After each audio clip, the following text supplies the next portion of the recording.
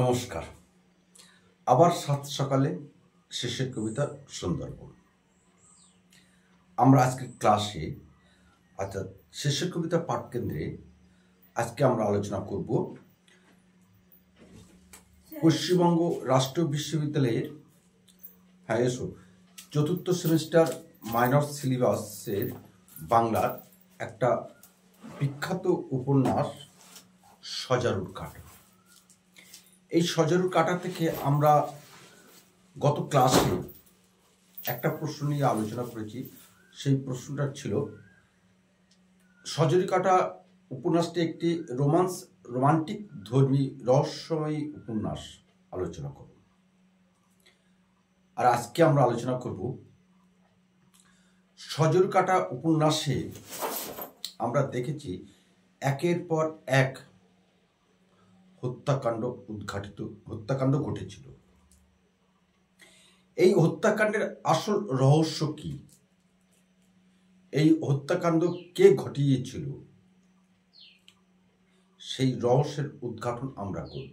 অর্থাৎ প্রশ্নটা হলো এই, সজারুর কাঁটা উপন্যাসের হত্যাকাণ্ডের রহস্য কিভাবে উদ্ঘাটিত হয়েছিল, ব্যোমকেশ বক্সীর চরিত্র অবলম্বনে আলোচনা করব। খুবই গুরুত্বপূর্ণ প্রশ্ন সজারুর কাঁটা উপন্যাস থেকে।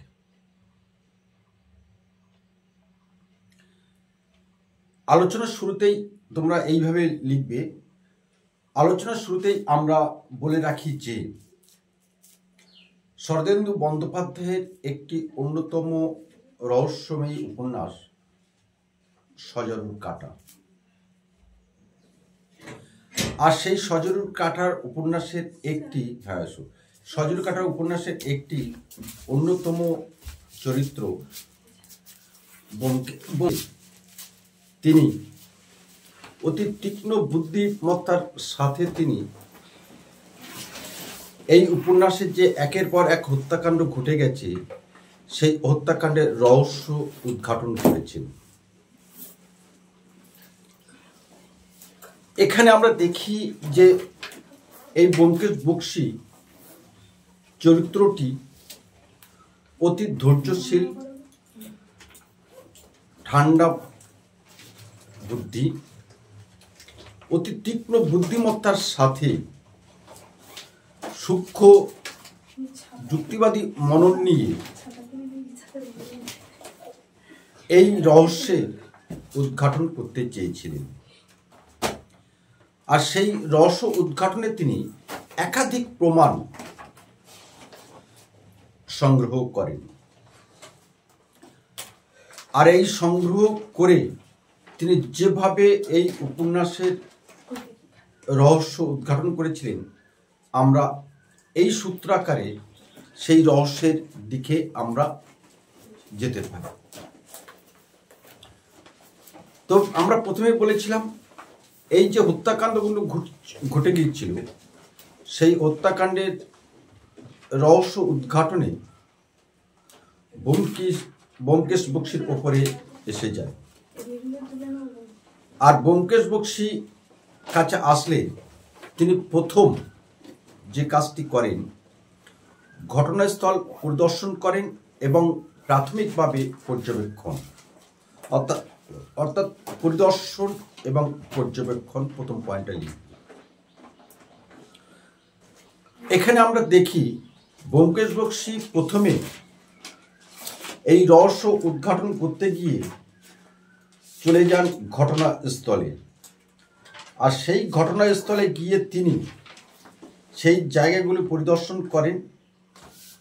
পরিদর্শনের সাথে সাথে তিনি পর্যবেক্ষণ করেন ঘটনাস্থল।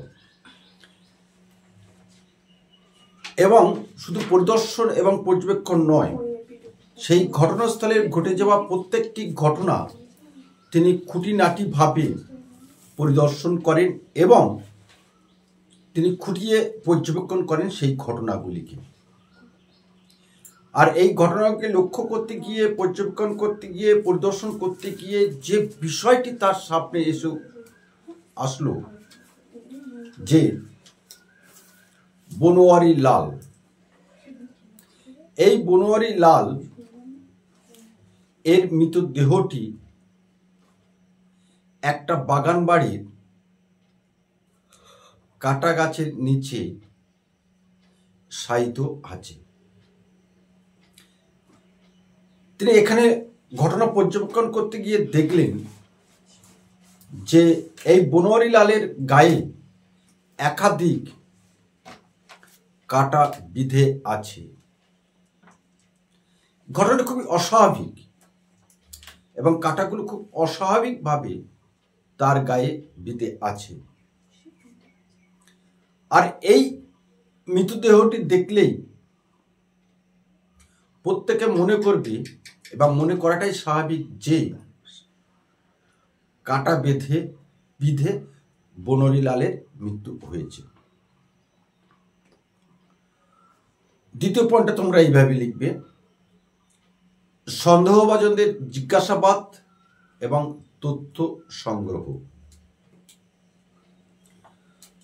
ব্যোমকেশ বক্সী হত্যাকাণ্ডের রহস্য উদ্ঘাটন করতে গিয়ে কিছু রহস্যজনক ব্যক্তিকে একাধিকবার তিনি জিজ্ঞাসাবাদ করেন এবং তিনি তাদেরই জিজ্ঞাসাবাদ করেছিলেন যারা এই ঘটনার সাথে প্রত্যক্ষ বা পরোক্ষভাবে যুক্ত আছে বা থাকতে পারে। এবং সন্দেহজনক কোনো ব্যক্তিকে তিনি তার নজরে আসলে তাদেরও কিন্তু এই তালিকা থেকে, অর্থাৎ জিজ্ঞাসাবাদ থেকে দূরে সরিয়ে রাখেননি। অর্থাৎ ব্যোমকেশ বক্সী প্রথমেই যে কাজটি করলেন, প্রত্যেক রহস্যজনক ব্যক্তিকে তিনি জিজ্ঞাসাবাদ করলেন এবং তাদের কাছ থেকে যে জিজ্ঞাসাবাদের যে ফল উঠে আসলো, প্রত্যেকটা জিনিস তিনি নিজে হাতে নিজের ডায়েরিতে নোট করলেন। এবং এখানে সন্দেহভাজন তালিকায় বেশ কয়েকজনের নাম উঠে আসে।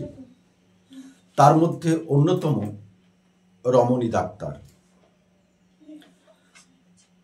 রমণী ডাক্তার আছে, সেই সাথে আছে বনোয়ারি লালের স্ত্রী মালতী, ভাইপো নরেশ। সেই সঙ্গে আছে বনোয়ারি লালের বন্ধু বৈদ্যনাথ। এরা এই ঘটনার পিছনে এদের হাত থাকতে পারে, এমনই মনে করেন আমাদের ব্যোমকেশ বক্সী।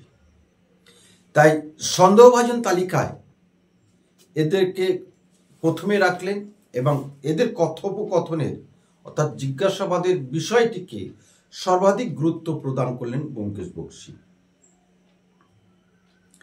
কারণ এদের মধ্যে ব্যোমকেশ বক্সী প্রথম থেকে দেখেছিলেন আচরণের মধ্যে অসঙ্গতি এবং কথাবার্তার মধ্যে এলোমেলো ভাব। আর যারা কোনো এই ধরনের হত্যাকাণ্ডের সঙ্গে যুক্ত থাকে, পেশাদারী হলেও তাদের আচরণের মধ্যে, তাদের হাবভাবের মধ্যে, তাদের কথাবার্তার মধ্যে একটা অসঙ্গতি দেখা দেয়। এটাই স্বাভাবিক, এটাই মনস্তাত্ত্বিক কথা। এবং এদের মধ্যে কিন্তু প্রত্যেকের মধ্যে একটা অতিরিক্ত উদ্বেগ কিন্তু ছিল, আর এই উদ্বেগটা কাজে লাগালেন ব্যোমকেশ বক্সী।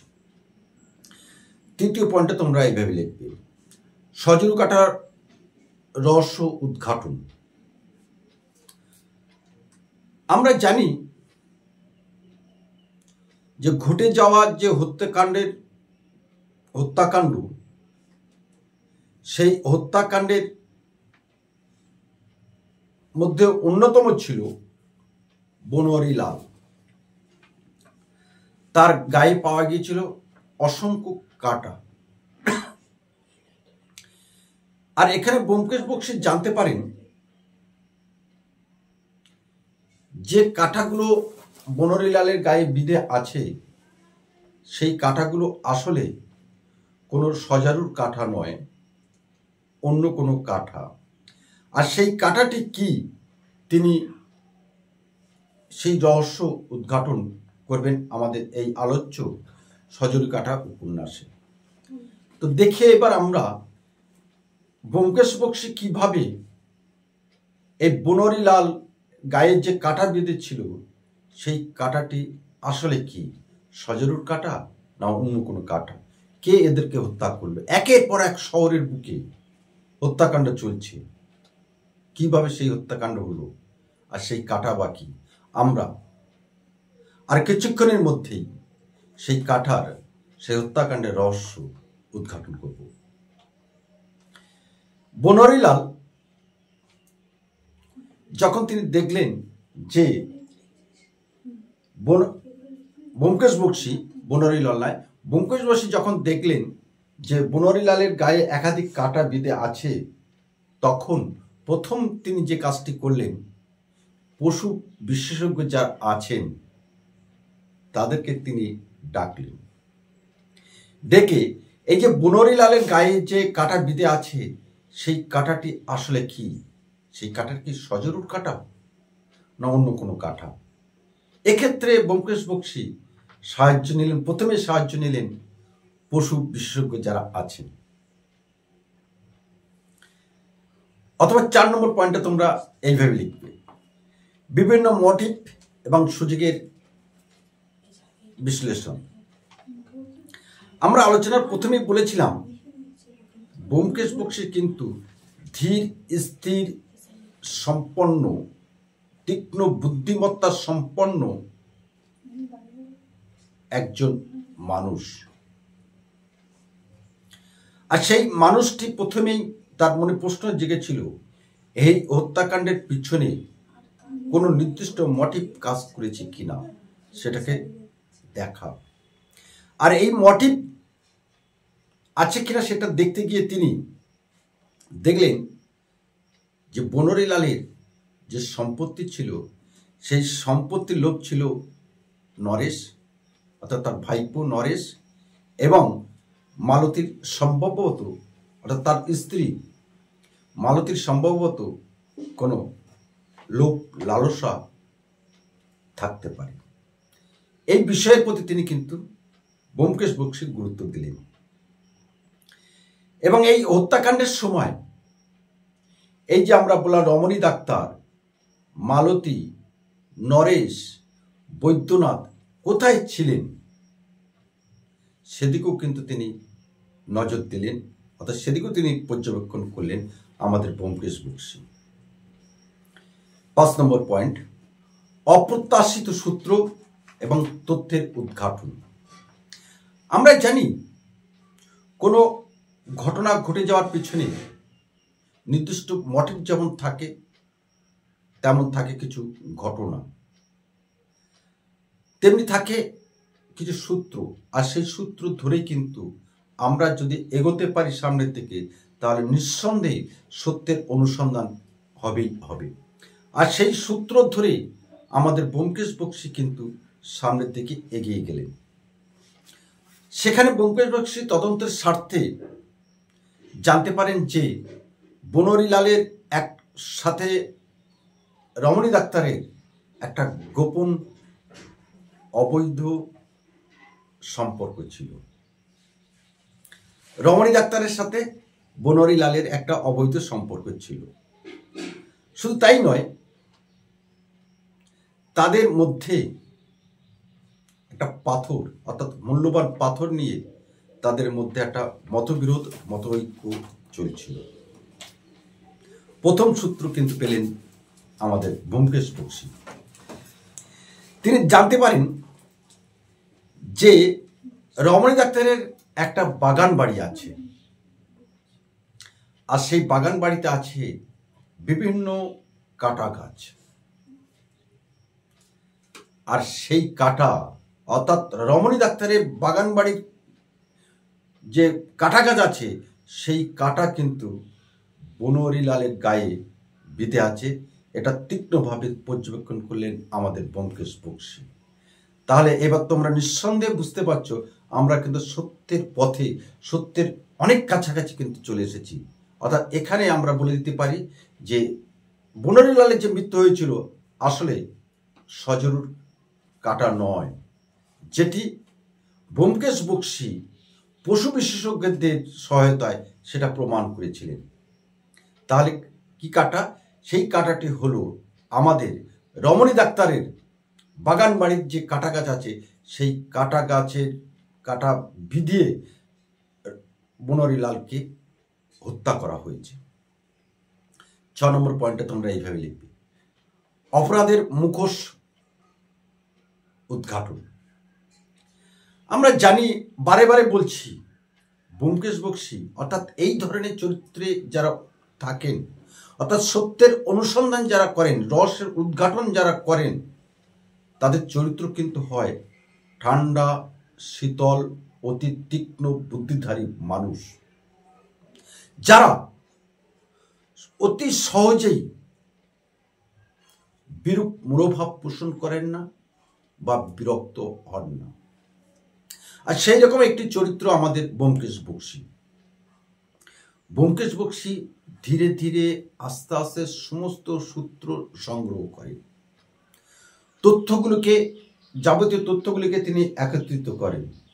আর একত্রিত করে তিনি বুঝতে পারেন রমণী ডাক্তার আসলে বনহরিলালের সম্পর্কের একটা সঙ্গিনী, অর্থাৎ বনহরিলালের সাথে রমণী ডাক্তারের একটা সম্পর্ক আছে, এবং সেই সম্পর্কের মধ্যে জড়িয়ে আছে একটি মূল্যবান পাথর। তাই রমণী ডাক্তার অতি সুকৌশলে, তীক্ষ্ণ বুদ্ধিমত্তার সাথে, যে বুদ্ধির মধ্যে একটু ছেলে মানুষই ছিল, সাথে তাকে বাগান বাড়িতে ডেকে নিয়ে আসে। অর্থাৎ রমণী ডাক্তার বনহরিলালকে তার বাগান বাড়িতে ডেকে নিয়ে আসেন, এবং বাগান বাড়িতে ডেকে নিয়ে এসে তার বাগান বাড়িতে যে কাঁটা ছিল, সেই কাঁটা দিয়ে বনহরিলালকে হত্যা করে আমাদের এই রমণী ডাক্তার। কেন? যেহেতু বাগান বাড়িতে ডেকে নিয়ে এসছে, আর সেখানে সজরুর কিন্তু উৎপাত একটা আছে, তাই সাধারণ মানুষ যারা এই হত্যাকাণ্ডের তদন্ত উদ্ঘাটন করবে না, করতে চায় না বা সময় নেই, তারা ভেবেই নেবে বনহরিলালের মৃত্যু হয়েছে কোনো মানুষের দ্বারা নয়, পশুর দ্বারা, অর্থাৎ সজরুর দ্বারা। কিন্তু ব্যোমকেশ বক্সী উদ্ধার করলেন সজরুর কাঁটা দিয়ে বনহরিলালের মৃত্যু হয়নি, বনহরিলালের মৃত্যু হয়েছে রমণী ডাক্তারের সাহায্যে। অর্থাৎ বনহরিলালের হত্যাকাণ্ডের যিনি নায়ক, যিনি হত্যাকাণ্ড ঘটিয়েছিলেন, তিনি হলেন আমাদের সবার কাছের মানুষ, তিনি হলেন রমণী ডাক্তার। পরিশেষে আমরা বলতে পারি, ব্যোমকেশ বক্সী যদি এমন চরিত্রের অধিকারী না হতেন, এবং প্রত্যেকটা ঘটনা তিনি পুঙ্খানুপুঙ্খভাবে যদি বিশ্লেষণ না করতেন, পর্যবেক্ষণ না করতেন, প্রতিটি সন্দেহভাজন মানুষকে তিনি জিজ্ঞাসাবাদ না করতেন, তাহলে হয়তো তিনি এই সত্যের উদ্ঘাটন, অর্থাৎ বনহরিলালের হত্যাকাণ্ডের আসল অপরাধীকে তিনি করতে পারতেন না। তিনি এটা করতে পেরেছেন শুধু একটাই কারণ, এই বনহরিলালের মৃত্যুর পর, অর্থাৎ মৃত্যুস্থল থেকে তার সাথী সঙ্গীদের সকলকে একত্রিত করে জিজ্ঞাসাবাদ করে, প্রত্যেকটি ঘটনা বিশ্লেষণ করে, পর্যবেক্ষণ করে, একত্রিত করে তিনি এই সত্যের চরম কিনারে পৌঁছে গিয়েছিলেন। আর এখানে কাজ করেছিল তার বুদ্ধি, তার ধৈর্য। আর বুদ্ধি ধৈর্য নিয়ে বনহরিলালের হত্যাকাণ্ডের রহস্য এবং হত্যাকারীকে তিনি চিহ্নিত করেছিলেন। আশা করি এই উপন্যাসের যে বিষয়, যে সবটাই তোমাদেরকে এই স্বল্প সময়ের মধ্যে তুলে ধরতে সক্ষম হয়েছে। আর যদি তুলে ধরতে সক্ষম হই তাহলে আশা করি তোমরা আমাদের পাশে থাকবে এবং আগামী এইরকম নতুন নতুন ভিডিও করতে সহযোগিতা করবে, এইটুকু প্রত্যাশা নিয়ে আজ এখানে রাখলাম। আগামী কোনো একটা সময়ে তোমার সাথে ঠিক এইভাবে আমার আবার দেখা হবে। নমস্কার।